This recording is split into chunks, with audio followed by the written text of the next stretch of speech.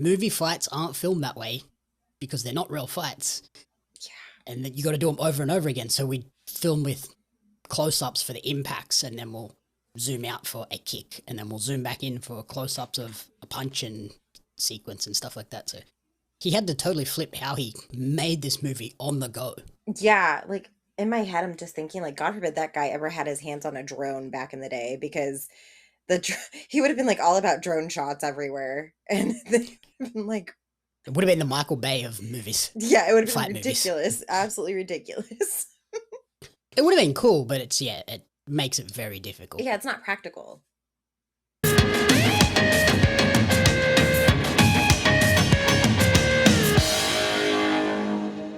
Welcome to the commentary booth, where we watch, and you guessed it, commentate on the week that was in movies and TV. I'm your host and play-by-play commentator, Jamie Upps, and this week I'm saying, "Get over here!" to Corrina Mabey on color commentary. And I broke her. I win. You weren't expecting that, were you? I have been up for too many hours on not enough sleep to process everything that's happened in the past 2 minutes. I knew you would be expecting a weird reference. I thought that one would be one you wouldn't expect. Nope. Were you expecting me to compare you to some sort of weird Mortal Kombat character? I presumed you were just gonna be like comparing me to the green thing that comes out of Scorpion's hand, because you're your ball and chain at this point, and he's kind of chained to that thing. So, well, no, you'd be the Sub-Zero to my Scorpion. No. Why? Because those are not my favorite characters. My favorite character isn't even in this movie, so. Who's your favorite? Melina. Anyway, well, if you couldn't tell, we're onto something here. With Mortal Kombat 2 coming to cinemas tomorrow, as of the release of this episode, we went all the way back to 1995 to the tournament's first round on the silver screen for Mortal Kombat. Yes. A very innovatively titled film. It's so innovative. So genius. So genius that they did it again. And again. And again. And again and again. So in this film, 3 martial arts warriors journey to a faraway island to engage in battle to save the Earth. They aim to make sure that the truth triumphs in the fight against evil. Thoughts, questions, comments, concerns, first experiences with Mortal Kombat from 1995? And the games and all of that? What is your connection to Mortal Kombat, basically? I love Mortal Kombat. It's one of my favorite things in the world, probably. It's one of my favorite fighting games. I've been playing Mortal Kombat for forever, I feel. Absolutely forever. Back when it was pixelated and fatalities looked like plastic ooze on the screen, pixelated blood. It was fantastic. And you used to just kick people to death, and now you rip people's skeletons out of their bodies and stuff. So I've seen the evolution of Mortal Kombat, which is fantastic. This was this was my first movie at a drive-in in 1995. My mom took me to go see it at a drive-in movie theater, which is super cool. Seemed like a weird movie to decide to see at a drive-in. I feel like it was just one of those things that parents, drive-ins were kind of a novelty item, because there's such an old school thing, and there's 1 or 2 in Florida left over, but they're very hard to find.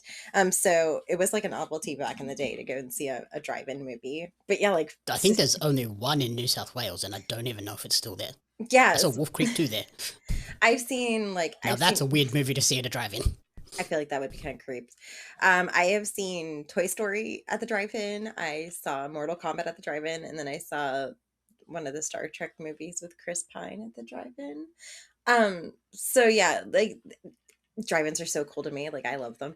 But yeah, this movie, I've been watching this movie since I was obviously itty bitty. To the point where I have the double feature on DVD, thanks to Walmart. So yes, when I say double feature, that's right, because I like Annihilation just as much as I like this one, which must be. I don't even know if I've ever watched Annihilation. We need to. I Just for nostalgia purposes. Definitely seen this one before, but I don't know if I'd seen Annihilation. But it's on Netflix, so I might watch it. Yeah, you have to watch it for nostalgia. It's obviously it's got like the same kind of animation, editing, and graphics that all of the movies from the 90s. Same team, isn't it? I think so, and most of the cast I think is even the same. But yeah, I Annihilation's awesome just because of obviously that's what I grew up with. So yeah, I love Mortal Kombat. Anytime Mortal Kombat anything comes up, I'm just like, oh, what can I do? Ooh, I want to go see it. I want to do this. However, when the newer Mortal Kombat movie came out, like what 2 years ago now at this point, I think. 3 3 2 2022, I think. Okay, yeah. I wasn't the biggest fan of the new Mortal Kombat. I was really hyped for it. However, for me, it just felt kind of flat with the storyline and stuff like that. So I did not connect with it as much as I did the original. The original character as the lead sucked. Yeah, which took out all of the hype of the movie. Yeah, it was like when you're playing Mortal Kombat, like the newer ones, and you go on like campaign mode versus like just doing levels with each villain or enemy or whatever. That's what it felt like. It felt like a side quest / campaign mode of Mortal Kombat, which I've never been a fan of anyway. Yeah. So in terms of this one, the 1995 one, I had definitely watched it before. I barely remembered anything of it. It's one of those ones where I look back on and go, that movie sucked. And then we watched it and I was like, oh, not as bad as I remember. So it's no Super Mario Brothers. Okay, that's definitely, no. I don't think many things are Super Mario Brothers. See? In terms of the cast, so we had Robin Shou as Liu Kang, Lyndon Ashby as Johnny Cage. Do you know some of the other actors that were potentially in the running for Johnny Cage? No, I don't. Okay, so Jean-Claude Van Damme, who was obviously the inspiration behind the game Johnny Cage. Yep. He turned it down because he was too busy filming Street Fighter.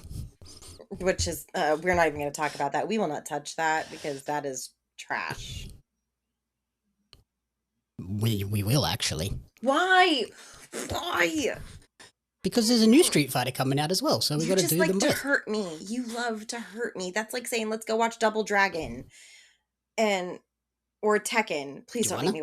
I like the Double Dragon movie. No, please don't make me watch Tekken. Like, of all of the fighting video game movie adaptations, I'm begging you don't watch Tekken if you haven't, because that made me mad.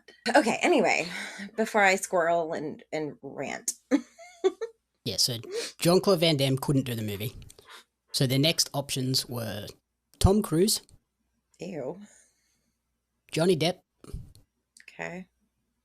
And Gary Daniels were also considered, but they ultimately went with Lyndon Ashby because he actually has fighting credentials. Okay. Those are kind of odd choices. Tom Cruise would have made sense. Johnny Depp would. No, he would not have. I can't imagine a Jack Sparrow Johnny Cage. No. I feel like if Johnny Depp had done this role, his career would have taken such a weird turn. I feel like he is much better suited to do the darker Tim Burton movies that he did in the 90s. Yeah, the weirder, wacky out characters, not so much the serious actor guy. Absolutely.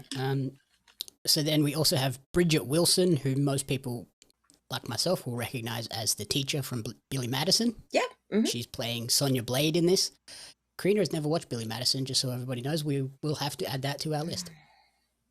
Thanks for calling me out. There's a ton of movies that Jamie's never seen before, but you don't see me sitting here dishing that. This episode. Yes, you do. I was going to say this episode. All the time. You've made me watch movies in the past. But we have some openings later this year, so we might put Billy Madison on the list. Or not. There were some other actors in the running for this film, for this role. Cameron Diaz was originally cast in the role. Okay. I can kind of see that, but she's not like a badass, so okay. But then she had to drop out because she injured her wrist, so then couldn't go and do filming for this, which all of the actors, or vast majority of the scenes, are the actors doing their own stunts, which is a nice plus. Yep.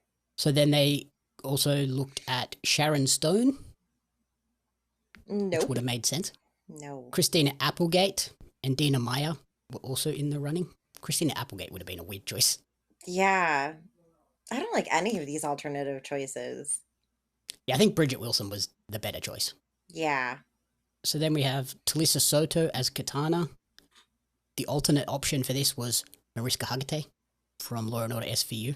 I would have actually liked to see that just because I'm a Law and Order SVU stan. And as much Melina is my favorite character, Katana is my second favorite. And I don't like, I think that's why I probably like Annihilation better because as you will learn, like Katana has a lot bigger role in that movie. For this movie, she's almost like a side character and she's such an important character in the lore of Mortal Kombat. So I hate that she was kind of just like a side character. Yeah, she has like no role in this until like the last 10 minutes. And then you're like, okay, now she's like the crucial thing for the story to progress. Hmm. Christopher Lambert, who I realized in this film is named Lord Raiden, not Raiden, which really annoys me. Why? It is Raiden.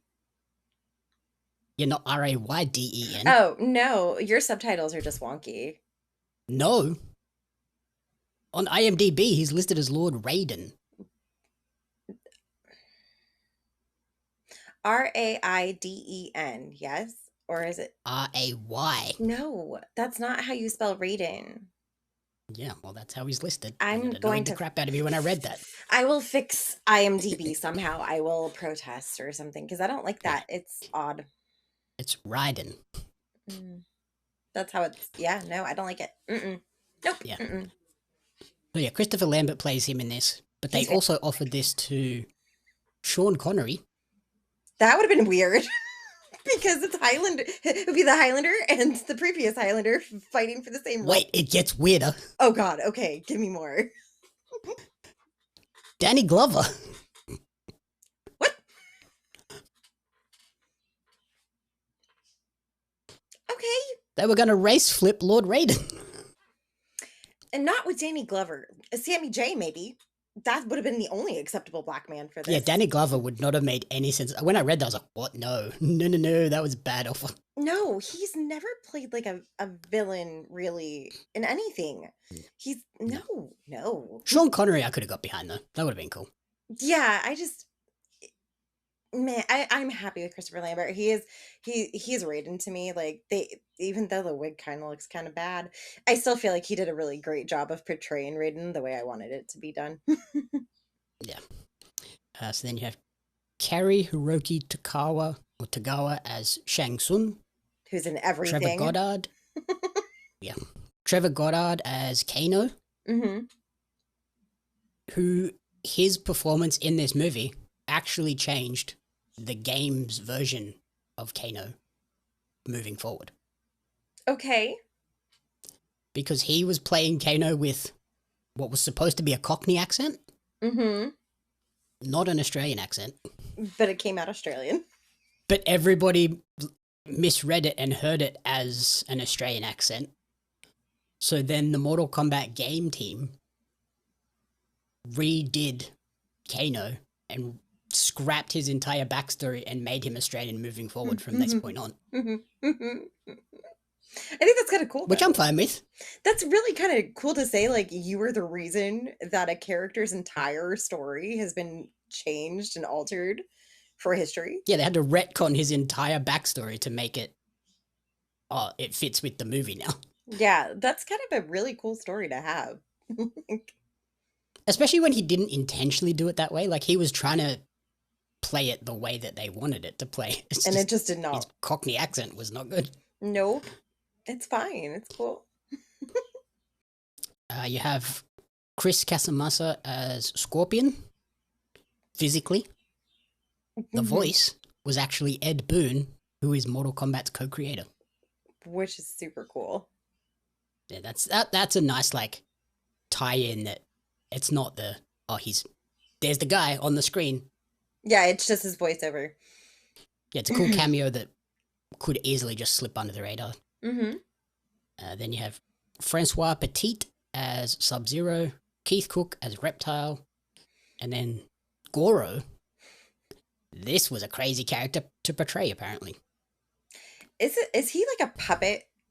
Like a giant puppet or like latex character because like when you look at Goro, there are parts obviously that are like CG, CG'd. but Yeah. when you look at him on screen, I'm like, that's got to be a puppet or like a giant suit of sorts that somebody has got to be inside.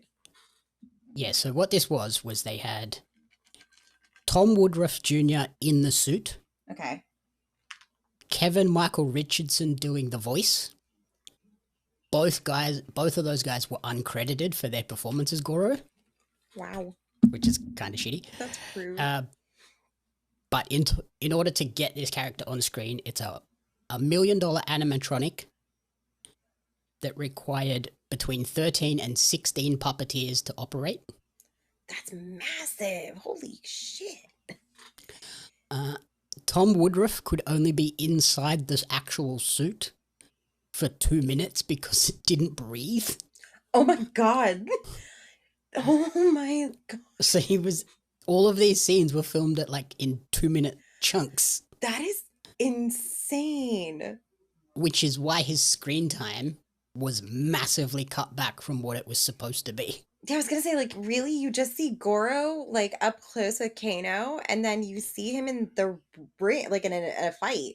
Yeah, he has one little fight. That's And it. that's it. And I'm like, because Goro is such a cool character, and like he is like a bad He's like one He's of the like big the big bad. villains. Yeah, he is like a big bad. And like I think that they did such a great job with the character design for him, but the background of that particular character getting him on screen is just absolutely bonkers to me. Yeah, let's maybe not build the suit out of unbreathable latex. Or just like put We're vent gonna holes in it or something. Jesus. Yeah, we're gonna potentially kill the guy that's inside it.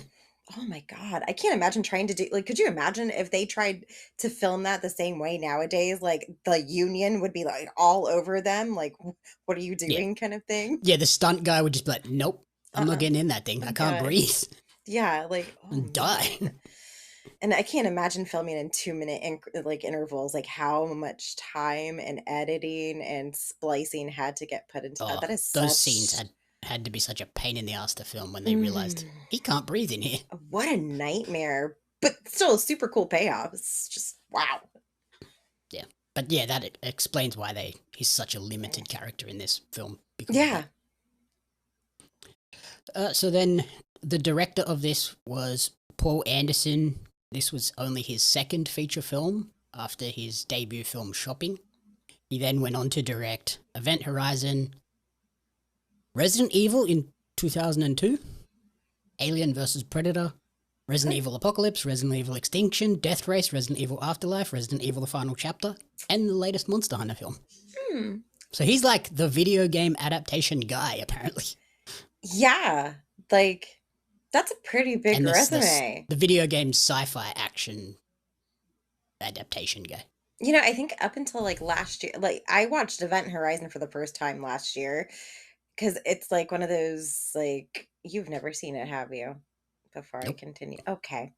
It's one of those like weird sci-fi culty cult classics and I had always heard about it and I was like I should probably watch this. It is a very weird movie. You should watch it. You'd probably actually like it. It's kind of strange. You don't do a great job of selling these movies. It's very weird. You should watch it. Well, yeah, because you like stupid weird shit. You just watched all of Jackass in like literally 2 days. Like if you're going to commit It was like 36 hours. Okay, if you're gonna commit to that, like you can commit 2 hours of your life to watching an Event Horizon because it's a very strange but worthy movie. It's very odd. But yeah, no, I've seen like almost all of that guy's films, and I never even knew that it was all the same person. But yeah, I'm a Resident Evil stan. Like I love the Resident Evil movies. I always have. So Yet she's not excited about Zach Cregger's Resident Evil. the trailer's not selling me. The trailer is just not selling me yet because I was so hyped for the Resident Evil series when it came to Netflix and Big mistake. Yeah, I was really excited. I was like, "Oh, they're going to do such a great job with this." Nope. Nope, not at all. And like the last Resident Evil movie that came out, Raccoon City was absolute trash too. So I'm not really excited about things now, but it's fine. Whatever, we'll get there. So yeah, like I said, this was only his second feature film. He'd never done a big action film like this with all these like fight scenes and things like that. Mhm. And he had to basically learn on the go. And he'd never done visual effects to this extent as well. So that was another like learning Yeah. curve. But the fight sequences was the biggest thing for him because obviously this movie has a whole bunch of them. Yeah. But the first one he filmed, he did it in the sort of wide angle, viewing the whole thing with one camera and just like panning the camera around. And all of the stunt performers and the fighters and the actors were like, dude, we cannot film it like this because I'm exhausted after one take because you can't like stop. Yeah. You have to just film it all, the whole fight sequence in one go because it's wide angles. We can't like get back in those exact positions. Yeah, that's a lot. God. So like Oof. some of the actors that had experience doing this before had to explain to him like, movie fights aren't filmed that way because they're not real fights. Yeah. And then you got to do them over and over again. So we film with close-ups for the impacts, and then we'll zoom out for a kick, and then we'll zoom back in for close-ups of a punch and sequence and stuff like that. So he had to totally flip how he made this movie on the go. Yeah, like in my head, I'm just thinking, like, God forbid that guy ever had his hands on a drone back in the day, because he would have been like all about drone shots everywhere, and they've been like, It would have been the Michael Bay of movies. yeah, it would have Fight been movies. ridiculous, absolutely ridiculous. It would have been cool, but it makes it very difficult. Yeah, it's not practical. So yeah, I think he did a great job for someone who'd never done this type of film before. The Mhm. VFX are really solid throughout, so Yeah, he had a good eye for it. And like I said, not as bad as I remembered. told you. Like the storyline is almost non-existent, but There's it's no real Mortal Kombat. It's not like it has a massive story anyway. It's meant to just be like you said, even the campaign is just like, fight this guy, move on to the next one. Yeah, like your whole goal is that you're an extraordinary human and you're supposed to stop the end of the world, is what it is. Yeah. Like you're protecting the Earth realm from other realms that are trying to take over. And to do that, you have to just battle all of your opponents. So yeah, there's no like real rhyme or reason for it. It's just dumb fun with like a little pizzazz. Attention, trading card collectors! Are you ready to take your collection to the next level? Dive into the action with the limited edition Australian wrestling card, showcasing the most electrifying talents Australia has to offer. Imagine owning cards featuring legends such as Robbie Eagles, Shazza McKenzie, Shane Hayes, Madison Eagles, and many, many more. But that's not all. You'll also snag cards of the iconic referees, commentators, and announcers, just like me, Lord Andy Coyne, to truly capture the spirit of Australian independent wrestling. And as our homegrown talent continues to dominate the world stage, Ozrest cards are destined to become hot commodities. Not only will you be owning a valuable piece of wrestling history, but you'll also be supporting the amazing wrestlers and talented photographers behind the magic. So don't wait! Grab your Australian wrestling cards now at pariomagazine.com.au/Ozres cards. Order today and kickstart your collection with a bang! The thing that really stood out to me though in terms of this movie is it immediately sets the tone of like, this is a Mortal Kombat adaptation with the sound effects and stuff like that. In that very first fight sequence that we see, just the crunching of like the bone sounds and the hits and things, you're like, yeah, this is definitely Mortal Kombat and everything's taken to the extreme. Mm-hmm. Although, not really, because this is only a PG-13 movie. Mm-hmm. Mm-hmm. Yeah, the 90s were kind of like, I guess a little bit nicer when it came to ratings, because I've come across a lot of movies that have had weird ratings, and I'm like, I feel like if they re-rated that would be different. This one, not so much. This one would definitely be a PG-13. Actually, this one might even like, nah, I'll stay with PG-13. They don't really like drop F-bombs or anything in this movie though, and there's not like a lot of tons of bloodshed. They're like, there's no bloodshed because they went to the ratings board oh, and were like, what can we do to still keep this as a Mortal Kombat movie, but prevent it getting the R rating? Because you just go from PG-13 to R, right? yeah. Yeah, so they obviously didn't want that because then that would have severely limited this. Sure. So they were like, what things are we allowed to do that are in the Mortal Kombat realm without us crossing into the R-rated territory? Yeah. And the big thing was you cannot show human deaths on screen. Oh, that's why, like, in the beginning, All the people that die are don't. like monsters and things like that. Mm-hmm. And the humans die off screen. Yeah. Like, you don't actually see them Or just die. get knocked out. Mm-hmm. Yeah, they're just, and then they're hauled off or whatever. Like, that is a really interesting, that is a very interesting thing to know now. Because that's just so cool. Which It's is why so wild. you don't see like anybody getting like punched through the heart and exploding and stuff like that. Like, there's no Yeah, well, and crazy, gory human violence. no, and like again, even the games back in the day, like they were extreme for when they came out, but in comparison to like today's fatalities and like X-ray kills, They're nothing. They're nothing. Like now you melt people into a puddle of acid and like bones, and you know, back in the day, I've seen a guy's testicles get exploded. Yeah, like it's gotten like gore extreme when it comes to Mortal Kombat, which is cool. Like everybody plays Mortal Kombat because they want to get the fatalities. And that's or brutalities now is the thing. But you know, it's so cool to see how like it really was almost true to the game, because in the game it was like you knocked somebody's head off, I think, or again like Sub-Zero froze somebody and they shattered. And that was like the extreme of it, but even back then it wasn't like nearly as intense as it is now. It's so funny when you look back at those original Mortal Kombat games and like the uproar over, oh, these games are turning our kids violent. And then you compare it to the Mortal Kombat of this generation and you're like, oh my god. Yeah, like when I that's a kid's game in comparison. Yeah, I went from like playing like, you know, the pixelated Mortal Kombats to like the newer ones where like Jason, they like introduced Jason and they had Alien in there and stuff like that. And I'm just like, or like Negan was a character too, I think at one point.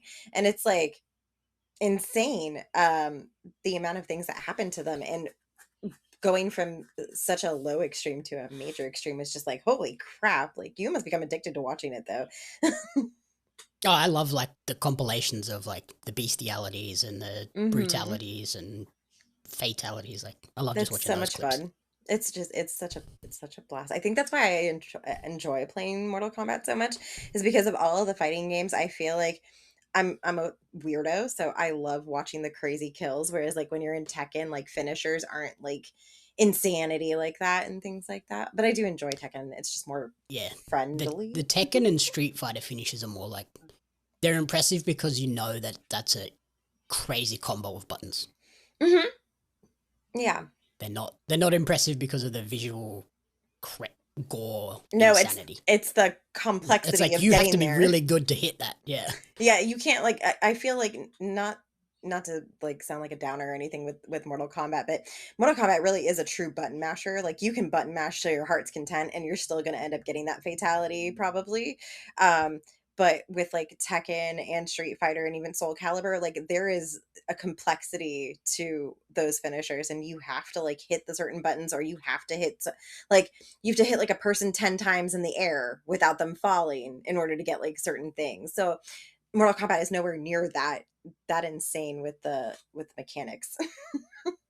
I always loved to playing Mortal Kombat as a kid, and it'd be like, it comes up with to finish him. Mm-hmm. And then you're like, okay, I'm going to do this cool combo. And you do it, and then you just go, punch. Yeah, because you missed one thing, or you didn't do it fast enough or something. I like how you say you like playing Mortal Kombat, and then when you're here, every time I want to play Mortal Kombat with you, you're like, no, I'm okay. Yeah, no, because you and Chloe are freaks. Destroy. I don't know. Actually, Chloe is not the biggest Mortal Kombat person. She is a big Tekken person. Like, Chloe will destroy you with Tekken. And she's a nerd. If I have it my way, she will destroy people in Tekken with Panda. So I'm working on that. One of the other things I really liked about this film was the representation of a big, wide gamut of cultures as well. Yeah. Like, you had Thailand in here, Hong Kong, China, obviously the Americans, kind of the Japanese samurai stuff as well. Like, it wasn't just oh, here's the Americans versus like Japanese No, karate guys. there's like a bunch of So I different really, lore and mystery to it, and like they say, legends and history and stuff like that. yeah, like even the Liu Kang character, like in this, he's like a Thai monk. Mm-hmm. I was like, oh, that's a nice twist. Yeah. Yeah, I love it. There's so much there's so many fun things that I think get overlooked because when people hear Mortal Kombat, they just think of like all the action sequences, but they don't really like look at the other aspects of things, like the complexity of these worlds that they build. The fact that like for me as a player of the games, I love that they battle in areas that are stages in the game, and represent Yeah, that really, really, really well. I that's always one think of my that's really notes, fun. like the faithfulness to the game with like the character designs, and then yeah, there's levels in this where you go, oh, I know that, like that's the thing. Yeah, yeah. Like Like that. the scorpion fight in this is like, oh yeah, that's the scorpion hell level. Yeah, or even in the Emperor's Temple where they're, they're at the final sequence. Like that was always a really big thing because you literally could in the game get pushed onto the side and die in the spikes. Like that was Yeah. always a possibility, which I think is so cool. And then yeah, like you get the skull head reveal for Scorpion when it like catches fire, and then there's a skull there. There's a little Liu Kang's blade hat is seen in this movie, but not like, you don't actually see Liu Kang, you just see his hat. Like, oh, nice I know little what that is. Easter egg. The announcer voice is here again. That's Ed Boon, the creator of the game, doing the voice. Yep. Which is cool. Mm-hmm. I love Kano's eye design in this one, where he's got like the metal plate and then just the red eye. Yeah.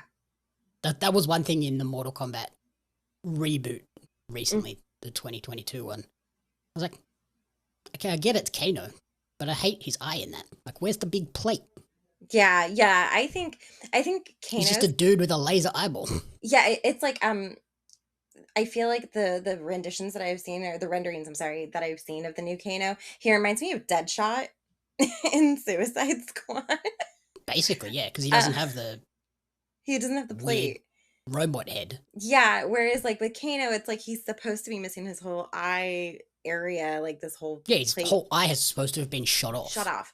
So it makes sense to like replace it with like a robotic like tectonic plate of some sort, and just to have it like the red glowing eye is just, he's even more ferocious looking in that, and it really like it kind of cements the fact that he is like this big bad jerk and underworld boss, kind of like as he tells Goro in the movie, like I'm the leader of an underworld too, back where I'm from, kind of thing. So yeah.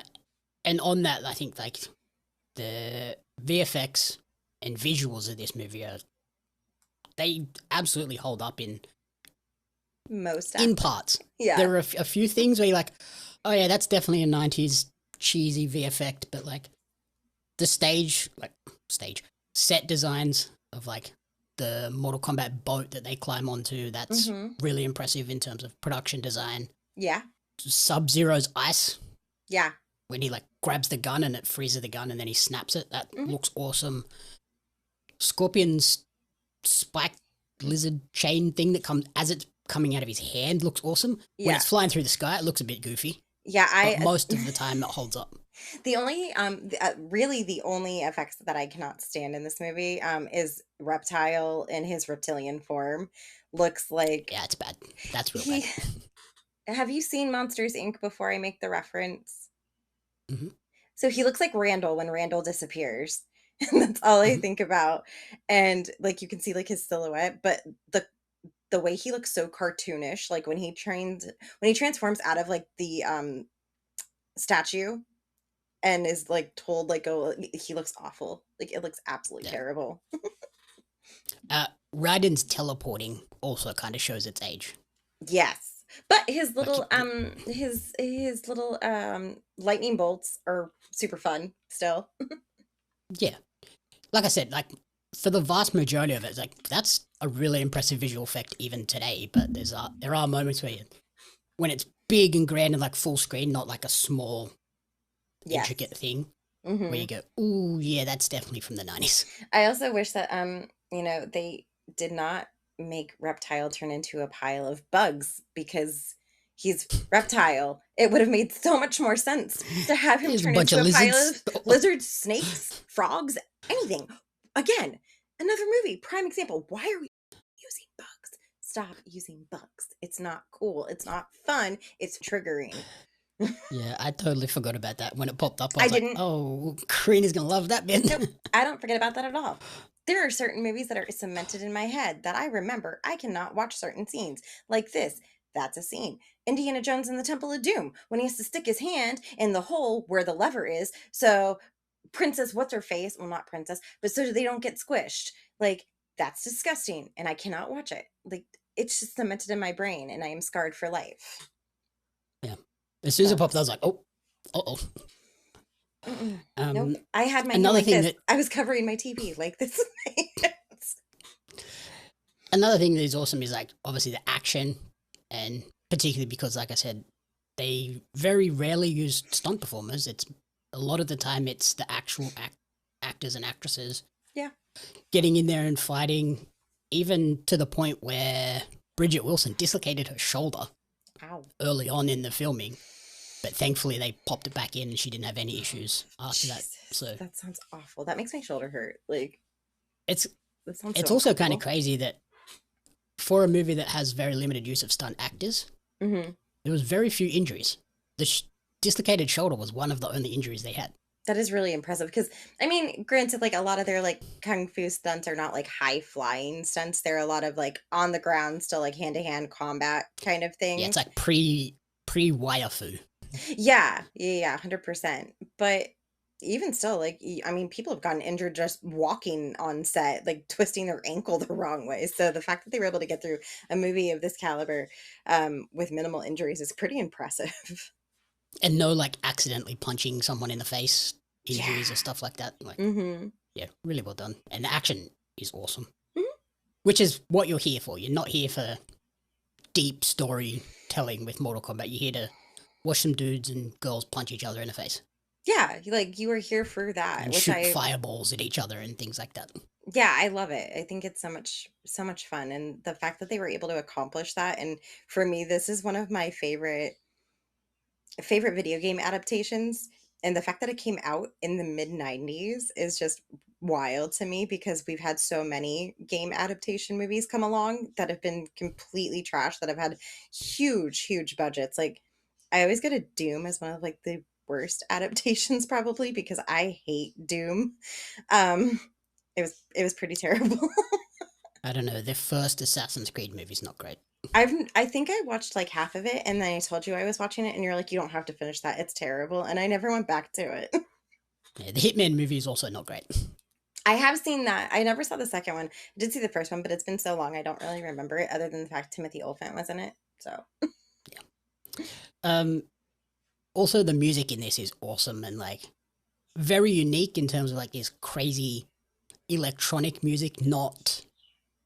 It's not your jukebox hits of the 90s, which no. they had to actually change production studios because they wanted, like, I think originally went with Sony and they wanted them to use these big pop songs of 1994 and 95, and they were like, no, that doesn't really fit the Mortal Kombat vibe, so they went with the New Line Cinema? electronic underground thing, and it's like that Mortal Kombat theme is now iconic because of it.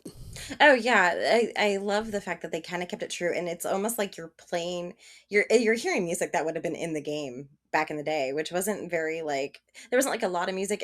They mainly used just like the fighting noises. Like Mortal Kombat depended upon the sound effects of like blood splatter and crunching and things like that, and using your environment. So I love the fact that they pretty much just kept it pretty true, and really the only songs that you hear through it are different variations and renditions of the Mortal Kombat theme, just spliced into different spaces. One thing that I did find a bit weird in this, the Johnny Cage, Sonya Blade dynamic is a lot more romantic than I remembered. Yeah. Like it ends up being, the movie finishes and it's like, oh, it's a love story because it's like Katana and Liu Kang and then Sonya Blade and Johnny Cage are together and you're like, what the? Okay. When did this become a rom-com? Oh, look, you just spun this movie to be a romance movie. Same thing I do with almost all of my horror movies. Like, I can spin almost any horror movie into a love story. You just did that with Mortal Kombat. I'm so proud of you. It's No, like I I'm didn't wearing like off that. on you. That's no. Sonia and Johnny are supposed to be antagonistic towards each other, not fall in love with each other. Yeah, I love that. I really do love how comical that almost is because I always look at the fact that like in the games you can literally just play the characters against each other. So the fact that like for instance, you and I could play Johnny Cage versus Sonya Blade, and we're gonna beat the shit out of each other. Versus like at the end of this movie, they're just like, "Oh, I like you too." Yeah. Yeah, they're walking away arm in arm. I was like, what the no. Yeah. Also, like Sonya's hair, like that was a really quick like outfit change for her, going from like her combat gear and stuff to being shoved into like a leather strappy like Tarzan kind of dress with like wild tees to the heavens hair. Did you also notice the couple of goofs with her costume in this as well? No. So she gets on the boat in jeans Okay. and obviously was not expecting to get on this boat, so she doesn't have a bag of other clothes. Oh my god. You're right. But then throughout the movie, you'll see her jeans turn into shorts, and then they turn back into jeans. That's interesting. Like when she's fighting, they're shorts, and then when she's just walking around, they're jeans. And you're like, hang on, where did the shorts come from? Yeah, that's really interesting. I never even thought of that. Never Yeah, thought I of imagine they tried to film some of the scenes in the jeans, and she was like, I can't kick or No. move in these things. I'm not gonna do this. So they're like, okay, put these shorts on. That'll work. Yeah. Yeah.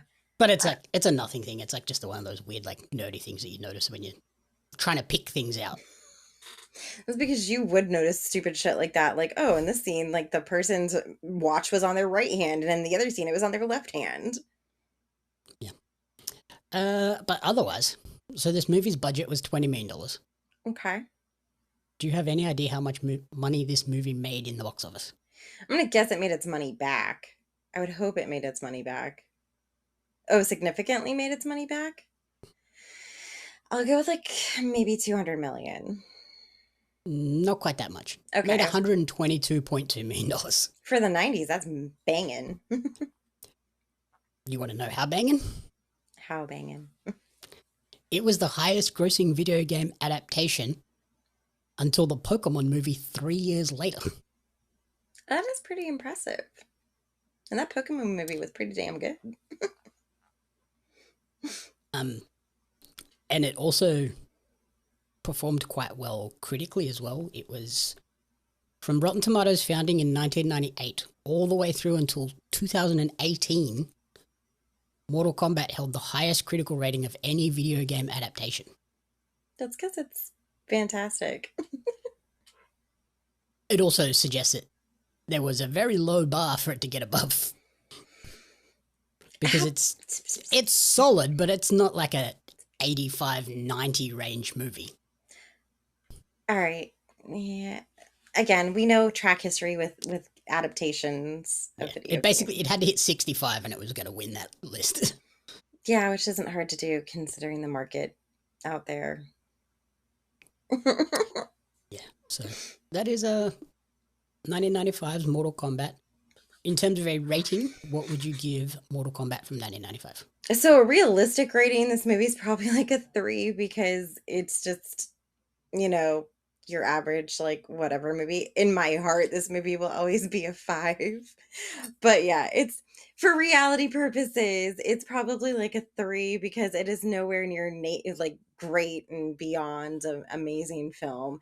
But it's a fun movie to put on. Like I put this on all the time. It's great background noise. Like you don't really have to pay attention to follow the storyline to know what's going on. It's just fun and it's done really well. Like I said, there's not like a ton of like critiques I can give it because for when it was made, it was pretty banging. Yeah. So yeah, like I said, this is actually not as bad as I recall. I gave it a 3 out of 5. Obviously, the storyline is nearly non-existent. The dialogue is kind of corny and ridiculous. But the VFX hold up for the most part.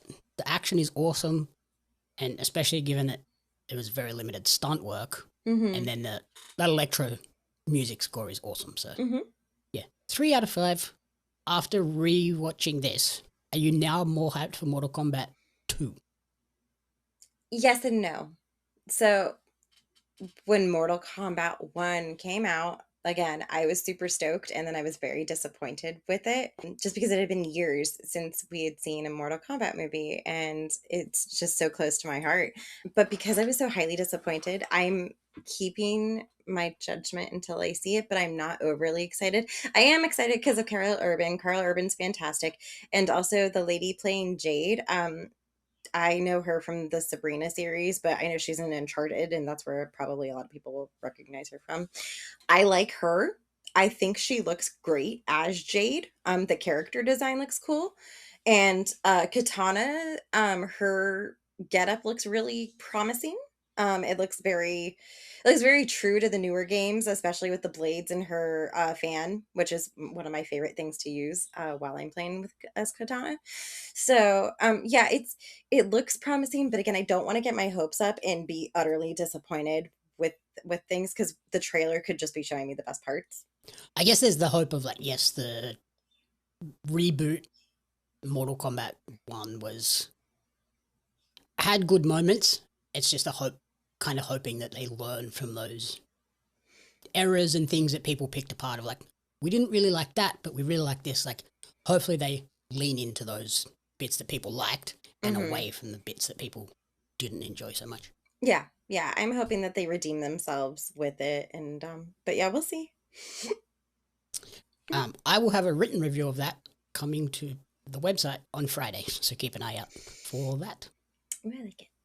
Otherwise, thank you for listening to the commentary booth. If you enjoyed the show, please remember to rate, review, and subscribe on podcast services and on YouTube.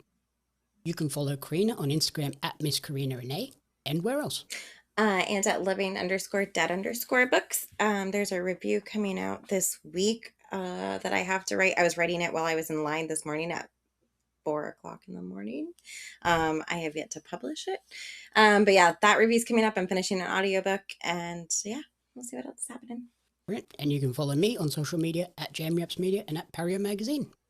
And now, finish him!